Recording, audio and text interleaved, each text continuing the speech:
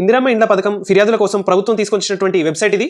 దీంట్లో మనకి ఇక్కడ మోర్ అనే ఆప్షన్ ఉంది కదా, దీని మీద క్లిక్ చేసి ఇక్కడ కాంటాక్ట్స్ మీదకి వెళ్తే మనకి హెల్ప్ లైన్ నెంబర్ అయితే వస్తుంది 0402939057. ఇది మన ఇందిరమ్మ ఇండ్ల కోసం టోల్ ఫ్రీ నెంబర్ అనమాట. దీనికి ఫోన్ చేసి మనకు ఉన్నటువంటి ఫిర్యాదులు అక్కడ సంబంధిత అధికారులతో మాట్లాడుకోవచ్చు. అలానే ఈ వెబ్సైట్లో మనం కంప్లైంట్ ఎలా రిజిస్టర్ చేయాలి అని చెప్పేసి పూర్తి వివరాలు అయితే మీకు నేను ఎక్స్ప్లెయిన్ చేస్తాను. వీడియోని ఎక్కడ స్కిప్ చేయకుండా కంప్లీట్గా చూడండి. దాదాపు తెలంగాణలో 90% సర్వే అయితే పూర్తి కావడం జరిగింది. అయితే ఈ సర్వే పూర్తయిన సందర్భంలో చాలామంది మాకు ఇందిరమ్మ ఇల్లు వస్తుందా రాదా, మా ఇంటిని కరెక్ట్గా సర్వే చేశారో లేదో, ఫోటోలను సరిగ్గా అప్లోడ్ చేశారో లేదో, తర్వాత మా అడ్రస్ తప్పులు ఉన్నాయి, పేర్లు తప్పులు ఉన్నాయి, ఇంటి పేరు తప్పులు ఉన్నాయి, ఆధార్ కార్డు నెంబర్లో తప్పు రిజిస్టర్ చేసుకున్నారు, ఈ విధంగా ఏమైనా ఉన్నాయా, మరి గ్రామాల వారీగా ఇందిరమ్మ కమిటీల ద్వారా గ్రామ సభల ద్వారా మాకు ఇంటి సెలక్షన్ సంబంధించినటువంటి లిస్టులో పేరు వస్తుందా రాదా అనేటువంటి సందేహాలు అయితే చాలామందికి ఉన్నాయి. ఏమైనా జరుగుతున్నాయని దాని మీద చాలామందికి సందేహాలు అయితే ఉన్నాయి. ఈ సందేహాలు అన్నింటినీ, మీ సమస్యలన్నింటినీ పరిష్కరించేందుకు తెలంగాణ ప్రభుత్వం అయితే ఒక వెబ్సైట్ని రూపొందించింది. అదేవిధంగా టోల్ ఫ్రీ నెంబర్ కూడా తీసుకొచ్చింది.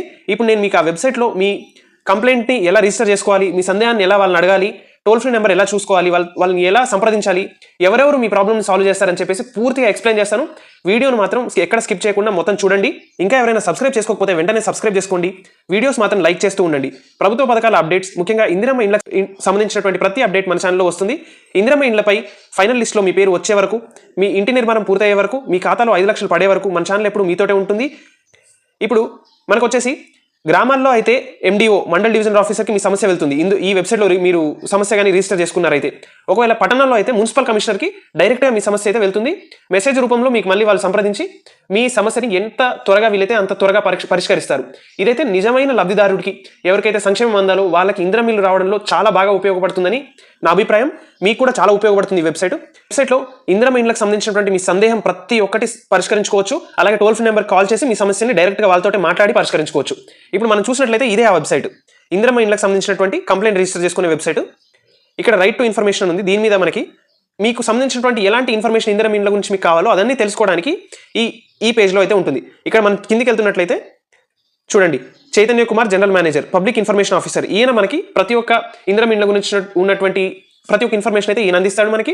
టోల్ ఫ్రీ నెంబర్ ఇక్కడ చూసుకోండి 0402322508. ఈ నెంబర్ కాల్ చేసి మీరు డైరెక్ట్గా ఇందిరమ్మ ఇండ్ల అధికారులు ఎవరైతే ఉన్నారో వాళ్ళని సంప్రదించి వాళ్ళతో మీ సందేహాలను అయితే చెప్పుకోవచ్చు. వాళ్ళ నుంచి మీకు ఎటువంటి ఇన్ఫర్మేషన్ కావాలన్నా మీరు తీసుకోవచ్చు. ఇవైతే డైరెక్ట్ పోర్టల్లోనే ఉన్నాయి. ఈ వెబ్సైట్ లింక్ కూడా నేను కింద మీకు కామెంట్ సెక్షన్లో, డిస్క్రిప్షన్లో ఇస్తాను, మీరు వెళ్ళి చెక్ చేసుకోవచ్చు. ఈ ఇందిరమ్మ ఇల్లు సంబంధిత అధికారులకైతే మీరు ఫోన్ చేసి మీ సందేహాలని క్లారిఫై చేసుకోవచ్చు. ఇంకా ఇక్కడ మళ్ళీ పైకి వెళ్ళినట్లయితే ఇక్కడ మోర్ మీద క్లిక్ చేయండి. ఇక్కడ గ్రీవెన్సెస్ అని ఉంటాయి. గ్రీవెన్సెస్ అంటే కంప్లైంట్స్ అనమాట. మీకు ఉన్నటువంటి సందేహాలు రిజిస్టర్ చేసుకునే లింక్ అది. అక్కడ దాని మీద క్లిక్ చేసి ఇలా మీకు ఈ పేజ్ అయితే ఓపెన్ కావడం జరుగుతుంది. మీ మొబైల్ నెంబర్ అడుగుతుంది. మీ మొబైల్ నెంబర్ అయితే ఎంటర్ చేయండి. నేను ఇక్కడ శాంపుల్గా ఒక మొబైల్ నెంబర్ అయితే ఎంటర్ చేస్తున్నాను. ఇలా మొబైల్ నెంబర్ ఎంటర్ చేసిన వెంటనే సబ్మిట్ మీద ఒత్తినట్టయితే మీ నెంబర్కి ఓటీపీ వెళ్తుంది. మీ నెంబర్ ఎంటర్ చేసి ఓటీపీ ఎంటర్ చేసిన వెంటనే సరైన ఓటీపీ అయితే మీరు ఈ పేజ్లోకి వస్తారనమాట. గ్రీవెన్స్ ఎంట్రీ అంటే మీ కంప్లైంట్ రిజిస్టర్ చేసే ఫామ్ అనమాట ఇది. ఈ ఫామ్ అనేది ఎలా ఫిల్ చేయాలో మీకు పూర్తిగా ఎక్స్ప్లెయిన్ చేస్తాను. మీరు చూడండి. ఇక్కడ ముందుగా మీరు ప్రజాపాలనలో ఇందిరమ్మ ఇండ్ల కోసం అప్లై చేశారో లేదో సెలెక్ట్ చేసుకోండి. ఒకవేళ చేసి ఉంటే ఎస్ అని, చేయకపోతే నో అని సెలెక్ట్ చేసుకోండి. మీ ఆధార్ నెంబర్ అయితే ఎంటర్ చేయండి. ఇక్కడ ఆధార్ నెంబర్, మన ఆధార్ కార్డు మీద ఉన్నటువంటి నెంబర్ ఎంటర్ చేసిన తర్వాత మీ డిస్ట్రిక్ట్ సెలెక్ట్ చేసుకోండి. మీరు ఏ జిల్లాకు చెందిన వారైతే ఆ జిల్లా సెలెక్ట్ చేసుకోండి. తర్వాత మండల్, ఒకవేళ మీరు మున్సిపాలిటీలో ఉంటే మున్సిపాలిటీని కూడా సెలెక్ట్ చేసుకోవచ్చు. దాని తర్వాత గ్రామ పంచాయతీ లేదా వార్డు నెంబర్లు అయితే సెలెక్ట్ చేసుకోవచ్చు. మండల్లో గ్రామ పంచాయతీలు ఉంటాయి, మున్సిపాలిటీలో వార్డులు ఉంటాయి. తర్వాత మీ పేరు అయితే ఇక్కడ ఇవ్వాలి. జెండర్ సెలెక్ట్ చేసుకోవాలి. ఇది తర్వాత గ్రీవెన్స్ కేటగిరీ అనమాట. ఇది ఇంపార్టెంట్. ఇక్కడ మీరు ఏ కారణం చేత అయితే ఈ కంప్లైంట్ రిజిస్టర్ చేస్తున్నారో ఇక్కడ మనం సెలెక్ట్ చేసుకోవాలి. సర్వేకి రాలేదు, మీకు సర్వే అంత సంతోషకరంగా అనిపించలేదు అంటే ఏదైనా తప్పులు చేశారని మీకు అనిపించినట్లయితే అది సెలెక్ట్ చేసుకోవాలి. ఆబ్సెంట్ డ్యూరింగ్ ద సర్వే, మీరు సర్వే జరిగే సమయంలో లేరు, మీరు మీ గ్రామంలో లేనటువంటి అయితే సెలెక్ట్ చేసుకోవాలి. ప్రజాపాలనలో అప్లై చేయకపోతే ఇది, ఎవరైనా మీకు మధ్యలో ఇందిరమ్మ ఇల్లు కావాలంటే కమిషన్ అడుగుతున్నట్టు కానీ లంచం కావాలని చెప్పి డిమాండ్ చేసినట్లు ఎవరైనా అడిగితే, ఎవరితోటైనా మీకు అధికారులతో సమస్య ఉంటే ఇది సెలెక్ట్ చేసుకోవాలన్నమాట. Broker or middle man issue, surveyor demanding money, ఎవరైనా మిమ్మల్ని లంచం అడిగితే ఇది సెలెక్ట్ చేసుకోవాలి. సో ఇలా మీ గ్రీవెన్స్ కేటగిరీని సెలెక్ట్ చేసుకున్న తర్వాత మీ అడ్రస్ అనేది రాసుకోవాలి. ఇక్కడ ప్రస్తుతం మీరు ఎక్కడ ఉంటున్నారు, తర్వాత మీ ప్రాబ్లం గురించి ఇక్కడ ఎక్స్ప్లెయిన్ చేయాలి కొద్దిగా. మాకు ఇట్లా వీళ్ళు ఇల్లు ఇవ్వడం లేదు, వీళ్ళు మమ్మల్ని డిమాండ్ చేస్తున్నారు, మమ్మల్ని భయపెడుతున్నారు, మమ్మల్ని లంచం అడుగుతున్నారు అని చెప్పేసి మీరు ఇక్కడ రాసుకోవాలి.